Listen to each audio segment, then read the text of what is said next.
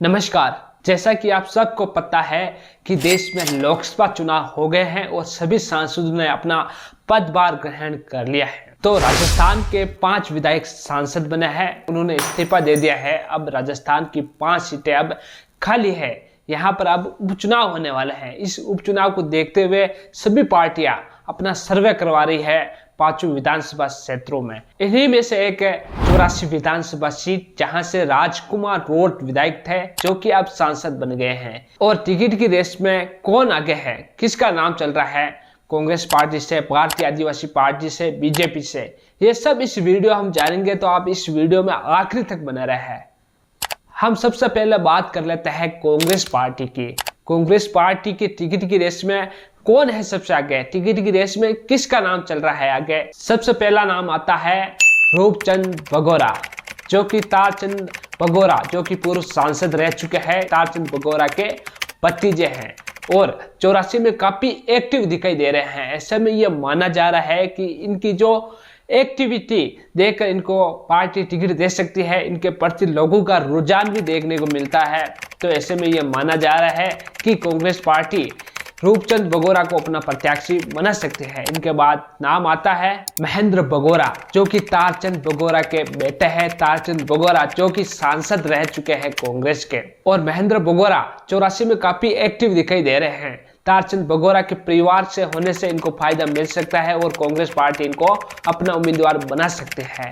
इनके बाद नाम आता है तारचंद बघोरा, जो कि पूर्व सांसद रह चुके हैं। अगर तारचंद बघोरा के बेटे और भतीजे को अगर टिकट नहीं दिया जाता है तो ये खुद मैदान में उतरेंगे। कांग्रेस पार्टी इन पर एक बार फिर दाव खेलने की तैयारी में है। अगर बेटे या भतीजे में से दोनों को टिकट नहीं दिया गया तो इनका लगभग टिकट फाइनल है। ये तो आप मान के चले कि इन तीनों में से ही एक को टिकट दिया जाएगा। इनका दबदबा भी काफी वहां पर देखने को मिलता है, इसलिए पार्टी इन पर दाव खेल सकती है।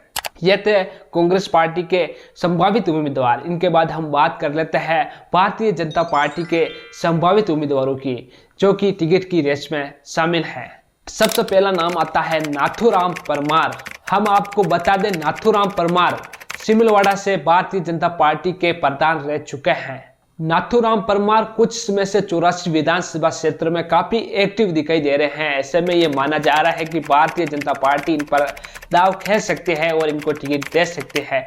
इनके बाद अगला नाम आता है महेंद्र बरजोड़। हम आपको बता दें, महेंद्र बरजोड़ 2023 में कांग्रेस पार्टी छोड़ चुके हैं और निर्दलीय चुनाव लड़ चुके हैं। इन्होंने मात्र 11,000 ही वोट प्राप्त किए, लेकिन इन्होंने अब कांग्रेस पार्टी छोड़ दी है और भारतीय जनता पार्टी ज्वाइन कर दी है। इन्होंने कांग्रेस पार्टी के टिकट से चुनाव भी लड़ा था 2014 में, लेकिन अब ये भारतीय जनता पार्टी में शामिल हो गए हैं और 84 में काफी एक्टिव दिखाई दे रहे हैं। ऐसे में ये माना जा रहा है कि पार्टी ने कांग्रेस छोड़कर भारतीय जनता पार्टी के में आने की खुशी में एक गिफ्ट के तौर पर यह टिकट दे सकते हैं। इनका नाम काफी चर्चा में है टिकट की रेस में। इनके बाद नाम आता है सुनील कटारा, जो कि भारतीय जनता पार्टी के 2023 के विधानसभा चुनाव में प्रत्याशी रह चुके हैं और वसुंधरा राजे के मुख्यमंत्री कार्यकाल में ये राज्य मंत्री भी रह चुके हैं। हालांकि 2018 और 2023 के विधानसभा चुनाव में राजकुमार रोट के सामने बुरी तरह से चुनाव हार गए थे। फिर भी सुशील कटारा 84 विधानसभा क्षेत्र में अब काफी एक्टिव दिखाई दे रहे हैं। ऐसे में माना जा रहा है कि भारतीय जनता पार्टी एक बार फिर इन पर दाव खेल सकती है। तो साथियों, ये थे भारतीय जनता पार्टी के संभावित उम्मीदवार टिकट की रेस में। इन्हीं में से एक को टिकट मिलना लगभग तय है। इनके बाद अब हम बात कर लेते हैं भारतीय आदिवासी पार्टी। 2023 के विधानसभा चुनाव में यहाँ पर भारतीय आदिवासी पार्टी का ही विधायक था राजकुमार रोट, जो कि अब सांसद बन गए हैं। यह सीट भारतीय आदिवासी पार्टी की ही मानी जा रही है, क्योंकि यहाँ पर सबसे ज्यादा अगर दबदबा देखने को मिलता है तो राजकुमार रोट का ही।